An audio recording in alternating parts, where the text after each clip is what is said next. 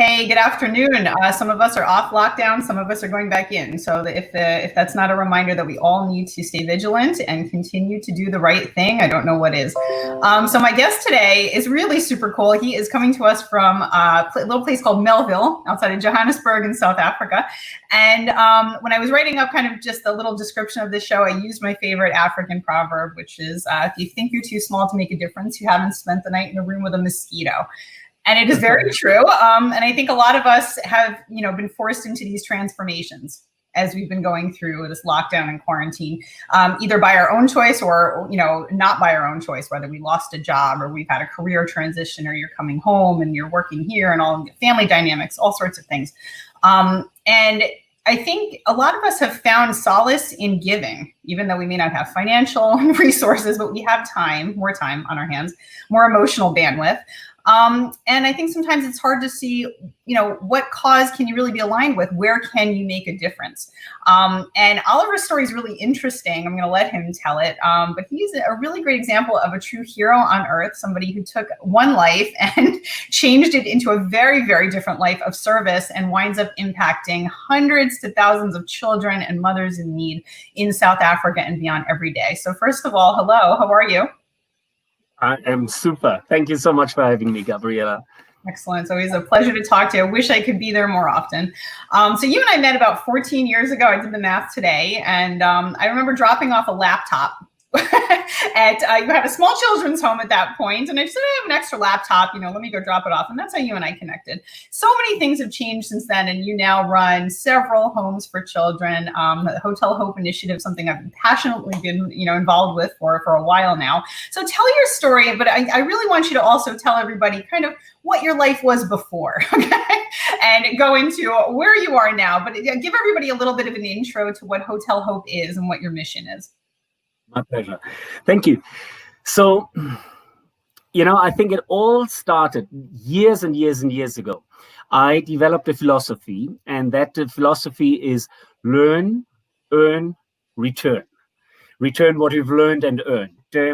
And really, I don't even know why I came up with that. I was at the top of my career in, just very briefly, my initial career background is hotel management. So we have that travel bug, definitely in common. I lived in France, I lived in Hong Kong, I lived in Russia. And then for 11 years in London, my parents come out of textiles. And I actually got a very, very interesting job as director of marketing and sales for a British fashion brand. For the last, for several years. But I always had this, this passion for charity. And it's something my parents had instilled in me. I was 11 years old, believe it or not, when I took surplus merchandise out of my father's factory, from other factories, and sold it on flea markets. At flea markets, for an organization that cared for children with cerebral palsy. I was 11 years old, but I was so passionate about, selling, making money, giving the money away. My parents, there is no spiritual aspect to my parents that they would have said, listen, we need to do that. They just always, reminded me how privileged we are, and always pointed out, that this is, by no, it's more or less by coincidence, really. We could have easily been born as a cockroach in Yugoslavia. That's what my father always said, but you were born, as into a middle-class family in Germany. So long story short, wherever I lived, I actually was involved in charitable causes. Particularly, it became, in Germany, I helped. But in Germany, there is not so much, to be helped. Everything is so well taken care of. I think my biggest, wake-up call was when I moved to Hong Kong in my late 20s.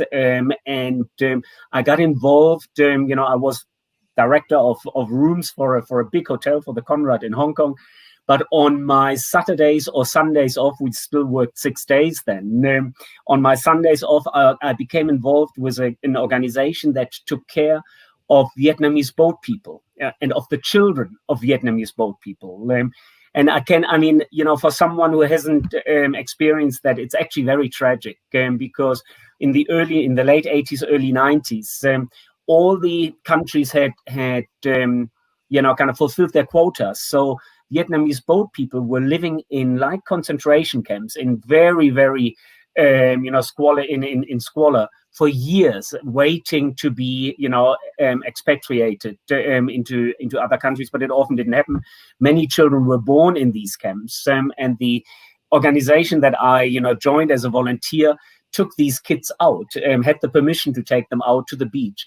And it was like, one afternoon, one day per year, but it was like their holiday. I mean, they were fevering towards that. It was so heartwarming, and it was so powerful. And I remember, kind of just the excitement. I mean, the kids were just bringing, they were ripping off leaves from trees, bringing them back into the camp, because there was not a single tree for like thousands of people who were living there. It was just, it was concrete and little huts. It was terrible. And then, of course, I moved to Russia from there as director of sales and marketing for 2 hotels. And I became very much involved with an organization called Moscow Cares. And again, the need was big. There were very few people who could help, but there were some, quite a few people out of the hotel industry that had come together. And so we just, brought old towels and, shampoo and whatever it was to people who really needed it.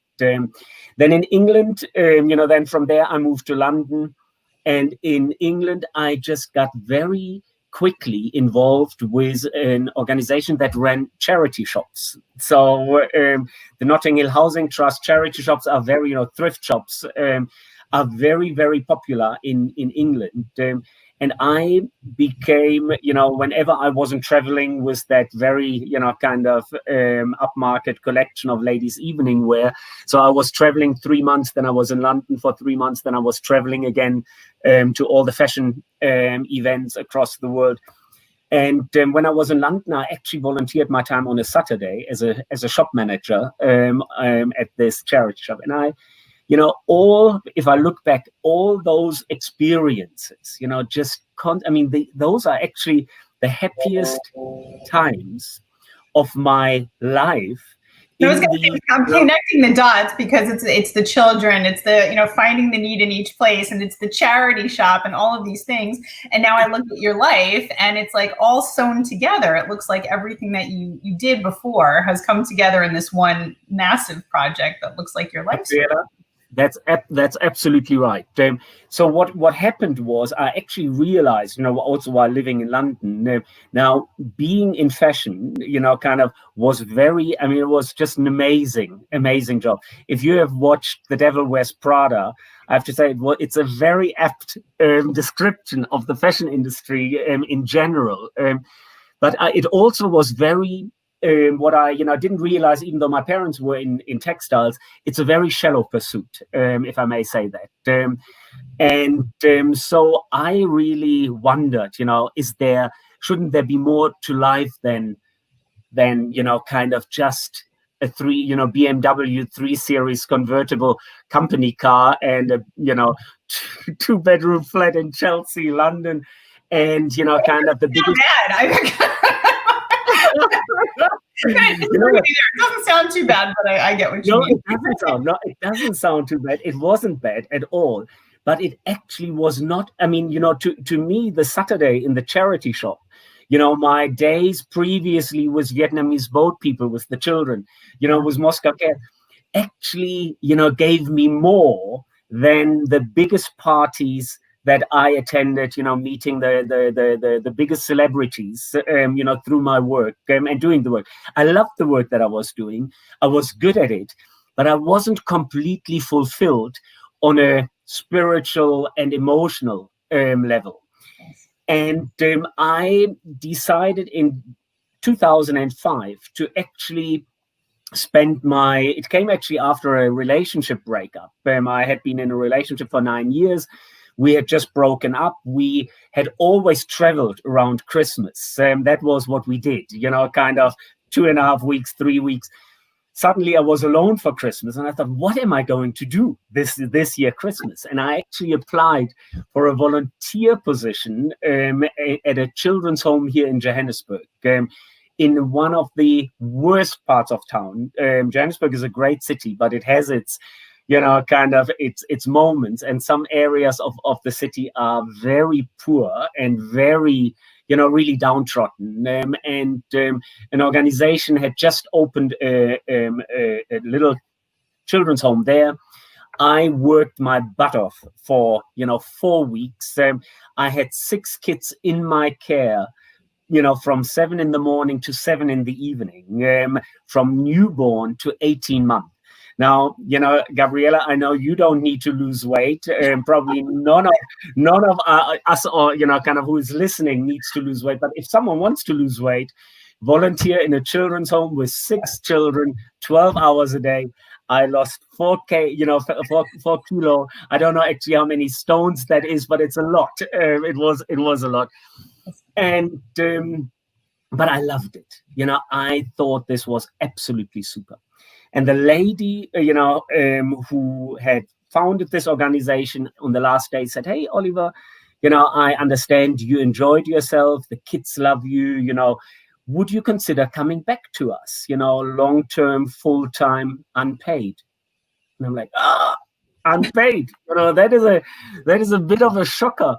To be honest, I was 43 at the time, but I did remember my own little philosophy that I had of learn, earn, return. And it was very interesting what you said earlier, because I really felt everything that I had done in life had kind of prepared me for this, for this new adventure. And after quite a bit of deliberation, I said, yes, I would do it. That was like 6 weeks later. And 6 months later, I moved to South Africa.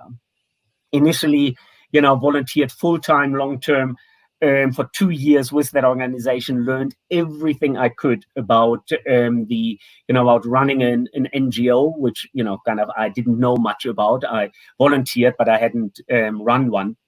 And then in 2008, set up Hotel Hope, the organization that I, now run 3 children's homes, a Montessori preschool, 3 charity shops, because we have that, kind of philosophy of one home, one shop. And so the shop actually generates, quite a bit of funds for the home. And we run a teenage crisis pregnancy intervention to help, young mothers not to make, heartbreaking decisions of aborting late stage or abandoning shortly after birth. That's always my favorite stop. I'm blessed to be able to come to South Africa as often as I can through work, and it's really hard to put into words. I wish I could do justice to it, but the love that somebody feels when they walk in that house is tremendous. It's overwhelming. I could cry thinking about it. I brought my daughter there. It's just, there's something about it. And I think you and your team, you've done an excellent job of just selecting the most genuine, wonderful people that are really angels on earth. And I've never seen such a group of, I know you'll laugh and you'll say, well, you're only there for a bit, well-behaved, happy, adjusted children that have gone through tremendous heartbreak and problems. Yet they're sitting there. Last time I was there, you were having a birthday party for one of them, and he sat there and he was so happy with a little toy and a cake that I think was made out of fruit, because you guys are so darn healthy. Yep. And it was, and you've thought of everything. And I would love for people to know that, because to me, that's what I take away from it. And I think as someone who runs, an NGO that's got to be tremendously hard at a time where everybody is economically depressed at this moment, how do you keep it going when you have to fundraise and you have to keep, people understanding what you're doing and you still have need? How do you do that in a challenging time like this? Because I think a lot of people who are dependent on funds and donations are having a hard time. Yes. Now, you know what? I actually don't know how. I actually don't know how it's happening. But by divine intervention, the world comes together and somehow makes it happen. Gabriela, you are the first one to know that this week we were informed that a lady had passed away in November 2019 and left all of her funds to children's charities. Wow. Everything she owned. She was actually in social work all her life, had no dependents, and decided to leave everything, so the trustees of the will, and she had founded a trust, which is extraordinary, basically approached us, and in this incredible time of need, and really, I mean, we have been double-hearted because we also rely so much on the income from our social trading, from the charity shops. And of course, for the last 10 weeks we had to close, to close the doors, so there was no income. All expenses were still running, kind of rent and kind of, we haven't made anyone redundant, and suddenly, but I cannot tell you, out of the blue, comes this amazing information. Yep, you have an inheritance of a person we didn't even know. Well, I think people needed to hear that, because I think, it just goes back to the concept of when you put good out there and when you do good, it comes back to you. You don't do it because of that, but you see that it does return back to you in some way. And I think that as if the work isn't fulfilling enough, when something like that happens, you just kind of drop and look up and say, wow, this is all worth it and then some. No, that's exactly what it is. And it really, kind of, you cannot plan it. You cannot say up, don't worry, kind of, I mean, we were worried. I mean, when COVID happened, when lockdown happened, we had crisis meeting after crisis meeting. How are we going to, finance the staff? But I really believe in those, principles of, kind of, what you put out there comes back. And, kind of from the Bible actually says something, they always say, or the Bible says, you reap what you sow. And many people see that as negative in a way. Don't sow anything negative. You reap it. But it actually, kind of, when you reap, when you sow love and when you sow compassion and generosity, you actually reap it. I also believe exactly what you take out there is what how many children who have been part of Hotel Hope have now been adopted into forever homes? How many children have you helped? So we have helped 83 children. 83 children have been adopted into South African families and families abroad. Sadly, South Africa doesn't have an adoption arrangement with America, so none of our kids have gone to America. But most of them, have either stayed in South Africa or they have gone to Northern Europe. And I have to say that is particularly amazing because South Africa has actually not only an orphan crisis but also an adoption crisis. Per year we only have like 1,144. The last actually figures that are available. 1,144 adoptions. Now we have had 83. 2 years ago we had out of Hotel Hope more adoptions than the entire province of KwaZulu-Natal, Durban, Pietermaritzburg, and that is absolutely amazing. Small organization, but and I know you are passionate about adoption, aren't you? And so am I. I actually, as you know, I don't have biological children. I only have 2 logical children. I have 2. I have a 19-year-old son, Tapelo, and a 15-year-old son, Innocent. I remember both ways. I remember, yes, and we're both aging. It's incredible, but very much. You understand, aside from taking care of these children, you also do, understand what it is to be an adoptive parent and what that, as do I, and all of the struggles and the challenges and how difficult it can be and how ultra rewarding it is when it finally happens and you get the signature on the dotted line and everything's sorted, and it's pretty much the best feeling in the world. and you're doing incredible work. How can people find you online, and how can they help, make donations from afar? Absolutely, thank you. So very much, we have a website which is currently under reconstruction. Sorry for that, and there is a slight hiccup, so you can't get on it. But it's it's hotelhopeministries.org, hotelhopeministries.org. We have a very good Facebook presence, Hotel Hope, and so people can ideally kind of find us on Facebook or send an email to Oliver at hotelhopeministries.org, and it's such a long one, not a great one to jot down right now. But if you Google Hotel Hope Johannesburg, you will find us and our contact details. And really, kind of people can get involved on 4 levels. They can pray for us. They can, they can donate. We are a charity course on PayPal, which is fantastic. So we pay no fees on PayPal, and all they need to do is our merchant code is love@hotelhopeministries.org. As you know very well, Gabriela, you use it so often. Thank you so much for that. Love@hotelhopeministries.org goes straight into our account. And people, kind of now I'm adding something. People can actually leave us, something in their will.